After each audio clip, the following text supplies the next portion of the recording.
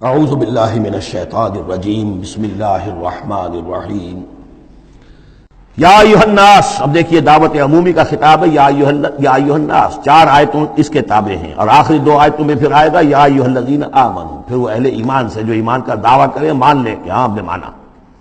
یا ایھا الناس ضرب مثل فاستمعوا لہ. ایک مثال بیان کی جاتی ہے, ذرا توجہ سے سنو.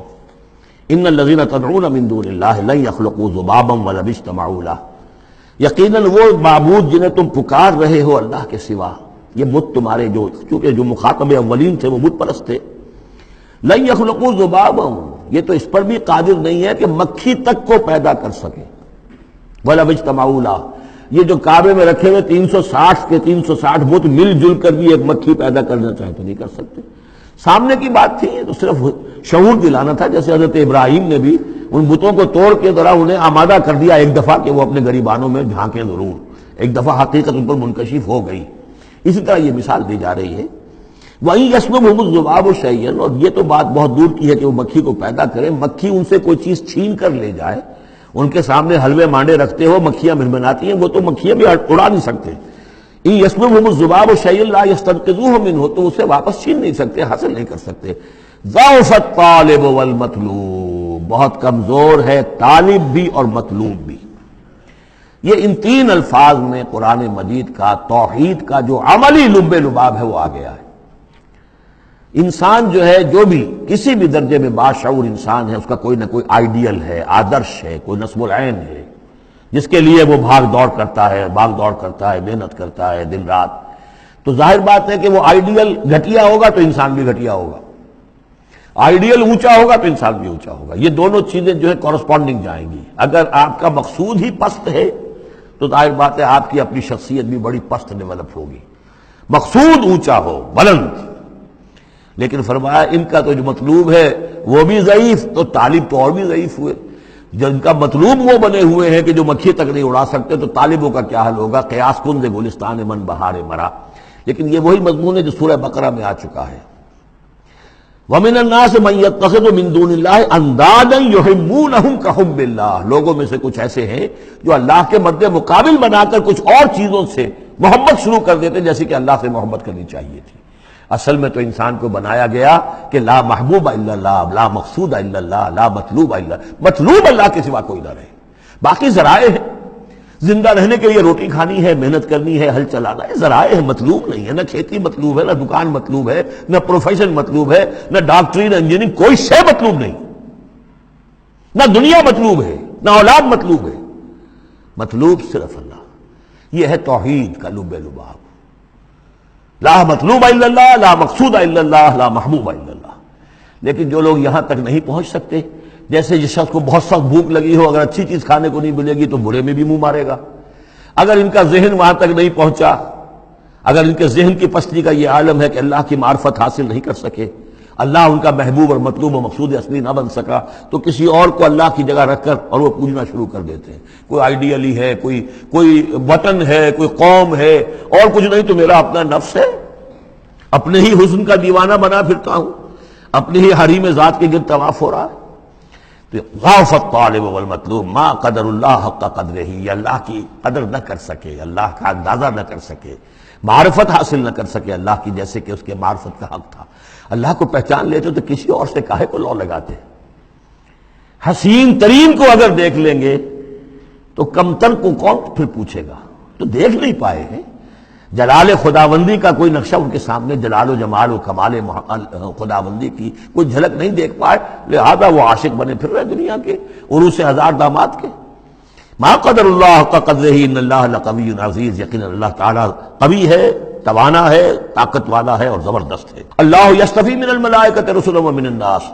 2 آیتوں میں تو بات آ گئی توحید اور شرک کی, اب ایک آیت میں رسالت. اللہ چن لیتا ہے فرشتوں میں سے بھی اپنے پیغامبر اور انسانوں میں سے بھی.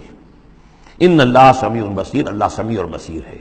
ادھر سے چن لیا جبرائیل کو اور اپنی وحی دے دی, ادھر سے چن لیا محمد کو صلی اللہ علیہ وسلم اور جبریل سے کہا کہ محمد کو پہنچا دو, تاکہ محمد اپنے ابنائے نو کو, انسانوں کو لوگ پہنچا دیں. تو یہ گویا کہ 2 لنکس ہیں, ایک فرشتہ رسول ملک, ایک رسول بشر جبرائیل اور محمد صلی اللہ علیہ وسلم. ان اللہ سمیع بصیر، اللہ تعالیٰ سب کچھ سننے والا اور دیکھنے والا ہے۔ یعلم ما بین ایدیہم وما خلفہم، وہ جانتا ہے جو کچھ ان کے سامنے ہے، جو کچھ ان کے پیچھے ہے۔ وإلی اللہ ترجع الامور، اور پھر تمام معاملات اللہ ہی کی طرف لوٹا دیے جائیں گے۔ یہ آخرت آ گئی، توحید، رسالت، آخرت، یہ ہے ثلاثی، یہ امور ثلاثہ ہیں جن پر ایمان کی دعوت، اور یہ دعوت ہے یا ایھا الناس، اے بنی نوع آدم، اے انسانوں۔ اب بات ہے دوسرے مرحلے پر، جنہوں نے کہا اچھا جی ہم نے مانا اللہ کو، مانا رسول کو، مانا ہم نے آخرت کو، بعث بعد الموت کو، ہم تسلیم کرتے ہیں انا للہ و انا الیہ راجعون۔ تو اب ہے عمل کا مرحلہ، یا ایھا الذین آمنوا، اے وہ لوگوں جو ایمان کا دعویٰ کر رہے ہو، اقرار کر رہے ہو۔ اب بات بدل گئی، اب دیکھیے فعل امر آ رہے ہیں۔ پہلے میں فعل امر کوئی تھا ہی نہیں، سوائے اس کے کہ ضرب مثل فاستمعوا لہ، بس وہ ایک فعل امر آیا تھا، ذرا بات توجہ سے سنو، باقی کچھ نہیں۔ حقائق بیان کر دیے، توحید، رسالت، معاد۔ اب جو لوگ ان کو مانتے ہیں، یا ایھا الذین آمنوا ارکعوا واسجدوا واعبدوا ربکم وافعلوا الخیر لعلکم تفلحون، اے ایمان کے دعوے دارو، رکوع کرو، جھکو اللہ کے سامنے، واسجدوا، اور جھکو، پروسٹریٹ بیفور ہم، اس کے سامنے سر سجود ہو جاؤ، وَاعْبُدُوا رَبَّكُمْ، اور اپنے رب کی بندگی، مکمل بندگی، ٹوٹل بندگی، اس کی پرستش نہیں، بندگی بھی، زندگی آمد برائے بندگی، زندگی بے بندگی شرمندگی۔ وَافْعَلُوا الْخَيْرَ، اور نیک کام کرو، بھلے کام کرو۔ اب بھلا کام کون سا رہ گیا؟ وَاعْبُدُوا میں تو سب کچھ آ گیا، بھلا کام کیا ہے؟ عبادت میں تو جو اللہ نے حکم دیا وہ ہم نے کر دیا، ہم نے بندگی کا حق ادا کر دیا۔ اب فعل خیر کیا ہے؟ وہ یہ ہے کہ خدمت خلق میں اپنے آپ کو لگا دو، اور خدمت خلق صرف یہ نہیں ہے کہ بھوکے کو کھانا کھلا دیا جائے، یہ بھی خدمت خلق ہے۔ سب سے بڑی خدمت خلق کیا ہے؟ ان کی عاقبت سنوارنے کی کوشش کرو، یہ سموچے جہنم کے اندر جا رہے ہیں، گویا کہ دعوت، ان کو بچاؤ، ان لوگوں کو اس حقائق سے خود بھی جن سے کہ تم آشنا ہو گئے ہو، جو حقائق تم پر منکشف ہو گئے ہیں، ان سے انہیں بھی روشناس کرو تاکہ ان کی عاقبت سنور جائے، ان کی بھی زندگی درست ہو جائے۔ لعلکم تفلحون، یہ کرو گے تو فلاح پاؤ گے۔ بہت اہم نکتہ ہے یہ۔ اے ایمان کے دعوے دارو، یہ نہ سمجھ بیٹھو بس ایمان لے آئے تو بس فلاح ہی فلاح ہے، اب کامیابی ہو گئی بس، نہیں، یہ شہادت گاہ الفت میں قدم رکھنا ہے، یہ تو ابھی قدم رکھا ہے آپ نے، اب یہ کرو اور یہ کرو اور یہ کرو اور یہ کرو تاکہ فلاح پاؤ۔ اگر اس کے بغیر فلاح کی توقع کیے بیٹھے ہو تو یہ تمہارا اپنا خیال ہے، وشفل تھنکنگ ہے۔ تلک امانیکم قل ہاتوا برہانکم ان کنتم صادقین، یہ تو پھر تمہاری اپنے من گھڑت خیالات ہیں۔ اور اس سے بھی اگلا حکم ہے وجاہدوا فی اللہ حق جہادہ، جہاد کرو پھر اللہ کے لیے جیسا کہ اس کے لیے جہاد کا حق ہے۔ جی نہیں، یہ سجدہ جو ہے صرف حضرت شافعی کے نزدیک ہے، امام شافعی کے۔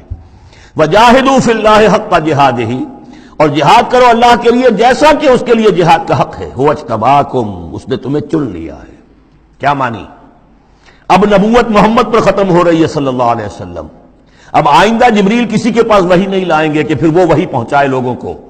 اب یہ کام یہ کہ وہی جو جبریل وحی لائے اور جو محمد نے تمہیں پہنچا دی، اب تمہیں پہنچانی ہے پوری نوع انسانی کی طرف۔ یہ ہے تیسری لنک، هو اجتباکم، اپنے نصیب پر فخر کرو، اللہ نے تمہیں چن لیا ہے، سلیکٹ کر لیا ہے۔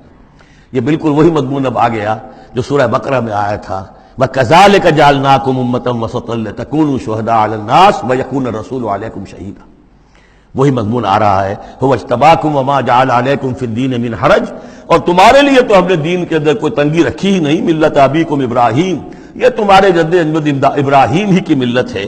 هو سماکم المسلمین، اسی نے تمہارا نام مسلم رکھا ہے، اللہ نے تمہیں اس مسلم کا خطاب دیا ہے۔ حضرت ابراہیم نے بھی یہی کہا تھا، ربنا وجعلنا مسلمین لک ومن ذریتنا امۃ مسلمۃ لک، ہماری امت میں سے بھی ایک امت مسلمہ اٹھائی ہو، من قبل وفی ھذا، اس سے پہلے بھی اور اس میں بھی، لیکون الرسول شہیدا علیکم وتکونوا شہداء علی الناس، وہی مضمون جو سورہ بقرہ میں تھا، وکذالک جعلناکم امۃ وسطا لتکونوا شہداء علی الناس ویکون الرسول علیکم شہیدا۔